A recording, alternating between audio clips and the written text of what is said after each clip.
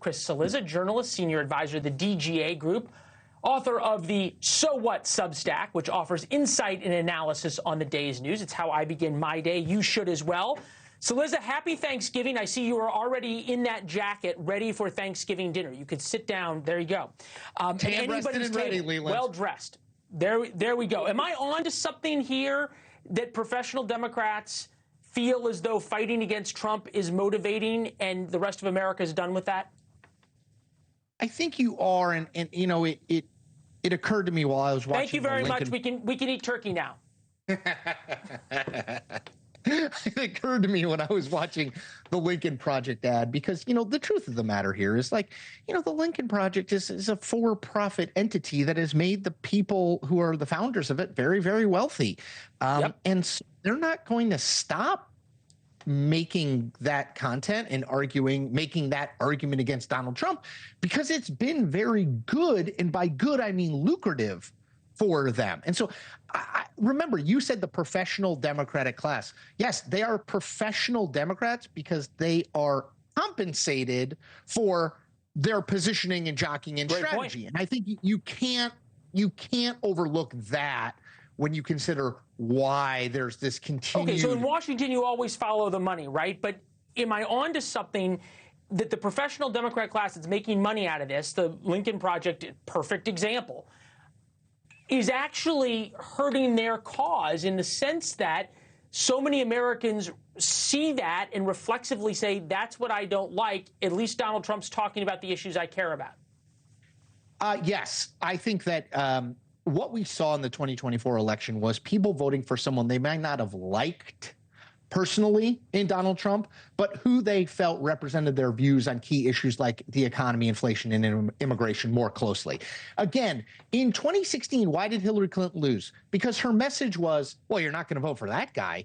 In 2024, why did Kamala Harris lose? For a lot of reasons, but one of which was this assumption that people simply would not vote for Donald Trump. Well, that's now been disproven. To me, Democrats who learn no lessons from what happened, you know, three-ish weeks ago, are priming themselves to have it happen again.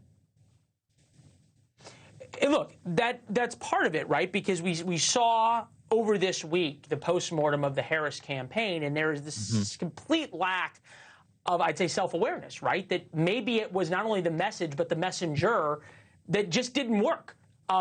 There was all sorts of complaints. We went through them all last night on the show, and they're in War Notes today, but they just didn't resonate.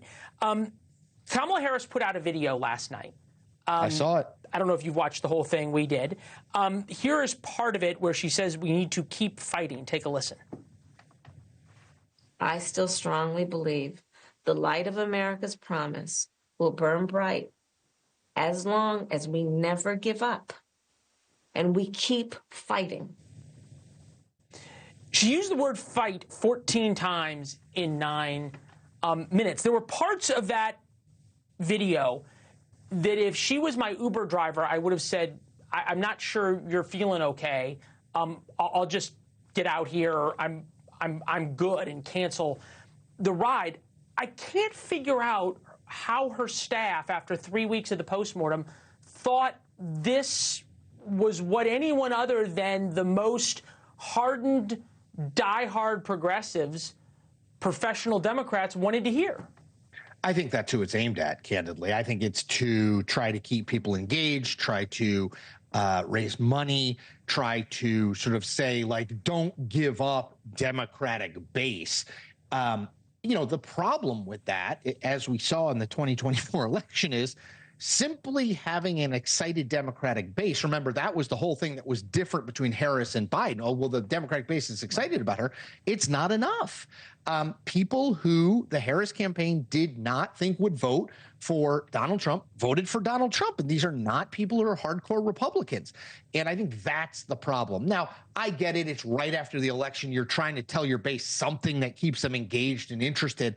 But that's not, again, I know you talked about this. I just very quickly on the post-mortem of what went wrong with the Harris campaign. The thing that makes me the most insane is, well, I mean, the media just didn't cover the race right. No, again, just, right? No, somehow it was the media's fault that wasn't nice enough to Kamala Harris. Thanks for watching. Go to joinnn.com to find NewsNation on your television provider. And don't forget to click the red subscribe button below to get more of NewsNation's fact-driven, unbiased coverage.